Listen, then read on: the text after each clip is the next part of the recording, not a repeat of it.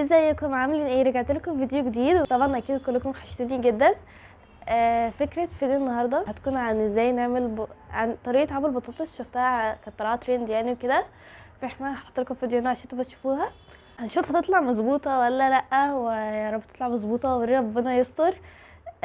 طبعا مكوناتها سهله جدا، عشان البطاطس اصلا مكوناتها بتكون عباره عن ملح وحاجات زي كده، يعني حاجات بسيطه. تعالوا معايا نروح المطبخ. بس قبل ما نبدا ما تنسوش تعملوا لايك وشير وسبسكرايب، ويلا بينا نروح. اوكي يا جماعه، احنا دلوقتي في المطبخ وهنعمل بطاطس. البطاطس دي انا هقول لكم اللي انا جربت قبل كده اجربها، وطلعتش مظبوط قوي، هي اتحرقت، فاحنا هنجرب نعملها تاني وان شاء الله تنجح. هقول لكم هي باظت ليه، اتحرقت قصدي، ليه او باظت يعني. هي يا جماعه المره اللي فاتت باظت علشان انا كنت عاملاها رقيقه قوي، رفعوها قوي. فالمره دي هحاول ان انا اعملها بحجم اكبر عشان ما تتحرقش زي ما حصل المره اللي فاتت. فيلا بينا. فيا جماعه المره اللي فاتت لما عملتها وطلعت بايظه، ماما قالت لي معلش نعمل بطاطس تاني. بس انا هعمل بطاطس تاني واظبط لها اللادة، شاطره ومش بستسلم. اوكي يا جماعه، دي البطاطس اللي احنا هنعمل فيها. احنا دلوقتي هنقطعها دواير بس مش هنقشرها، هنقشرها بعد ما تطلع ما تتسلق قصدي. واحنا المفروض نقطعها دواير وهوريكم. فيلا بينا. اوكي دلوقتي يا جماعه بقطعها دواير زي ما احنا قلنا.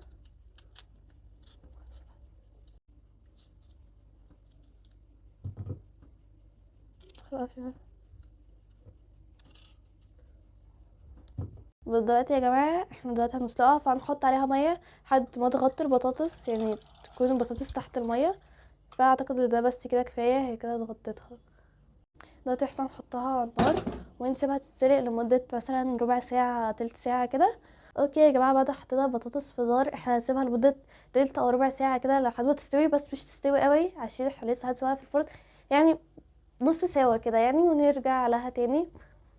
اوكي يا جماعه، قبل ما البطاطس تتسلق احنا هنجهز حاجه البطاطس. احنا هنجيب صينيه وكده وهنجهزها مع بعض. فيلا يا جماعه، ورق الزبده من الخطوات المهمه اللي احنا بنعمل بيها البطاطس. فورق الزبده بيخليها اللي هي مش تلزق.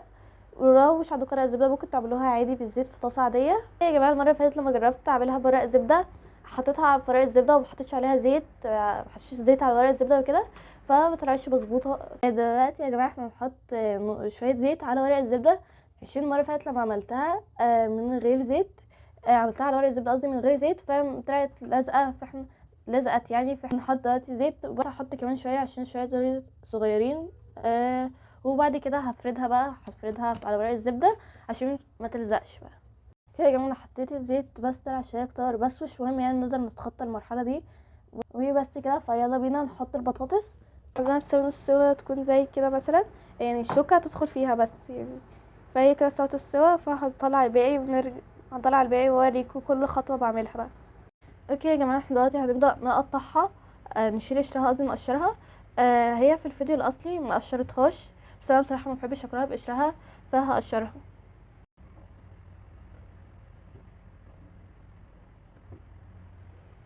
يا جماعه هتساعدني شويه، وهي دلوقتي هي اللي بتقشر البطاطس وهي هتقشرها.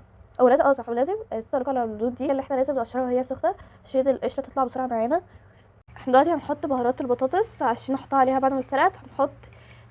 هنحط معلقه ملح مش صغيره، نحطها هنا. وبعد كده هنجيب الخطوه التانية في البهارات. هحط دلوقتي كمون في الخطوه التانية، انا مبحبش الكمون الكتير، فيها هحط شويه صغيرين يجي ربع معلقه كده وبس. وبحط فلفل اسود وبهارات تانية. وانتوا برضو تحطوا حسب ما تحبوا كمية الملح والكمون وكده، على حسب اللي انتوا هتحبوا تحطوا. وبس كده. انا دلوقتي هحط شطة عليها، عشان انا يعني عادي بحب الاكل يكون فيه شطة، بس برضو مش هكتر الشطة. بصوا يا جماعة، تحطوا اي بهارات هي عندكم. آه دي البطاطس اللي احنا بعد ما قشرناها، احنا دلوقتي هنبدأ نوزعها. اوكي يا جماعه، دي البطاطس بعد ما وزعتها في الصينيه. دلوقتي هنبدا نحط عليها البهارات، وهي المفروض تتهرس، بس انا بصراحه مش عاوزه اهرسها، حاساها تكون افضل يعني لو أنا مش هرستها. بس كده، فهنبدا نحط البهارات عليها. دي يا جماعه بعد ما حطيت عليها البهارات، ودلوقتي هنبدا نحطها في الفرن عشان نحمرها. فيلا بينا هوريكم شكلها بعد ما تطلع من الفرن هتكون عامله ازاي. طيب دي يا جماعه وهي في الفرن انا تقريبا سبتها بقالي 10 دقايق كده، هسيبها كمان شويه عشان هي لسه مش استوت قوي، وهرجع لكم تاني بعد ما تكون اتحمرت خلاص خالص. بس كده يا جماعه، الجزء اللي انا كنت محمره خلاص اتحمر، عاوزه اقلبها على الناحيه التانية عشان الناحيه التانية برضو تتحمر، فهحمرها بعد كده هبوريها لكم. دي يا جماعه شكلها من تحت، انا هحطها جنب ده دلوقتي. احنا بعد ما قلبناها يا جماعه هنحطها في الفرن تاني، فبعد ما قلبناها احنا هنكمل بقى البهارات اللي احنا كنا عاملينها، هنرشها عليها من فوق. دي يا جماعه بعد ما طلعناها من الفرن، فاحنا دلوقتي هنحطها في الطبق ده وبس كده، وناكلها بقى ونوريكم طعمها حلو ولا لا، اقول لكم هي لزقت ولا ما لزقتش. اوكي يا جماعه، في ميزه حلوه جدا اللي هي ما لزقتش يعني الحمد لله يعني. فخلاص هحطها في الفرن وهتشوف طعمها وانا البطاطس بعد ما طلعت ريحتها حلوه جدا جدا بجد. وشكلها طبعا حلو جدا. بس هي كان فيها عيب صغير شويه، اللي انا كترت الزيت في الاول، فما تعملوش اللي انتوا ما تكتروش الزيت في كده.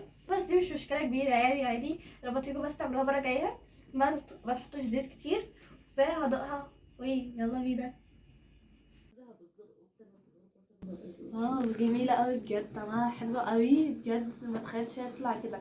وكمان هي ما خدتش زيت كتير ولا يعني كانت هيلثي جدا يعني صحيه جدا. هي دي الفكره بس من فكره الفيديو. فبس كده، مع السلامه، ومتنسوش تعملوا لايك وشير وسبسكرايب وباي.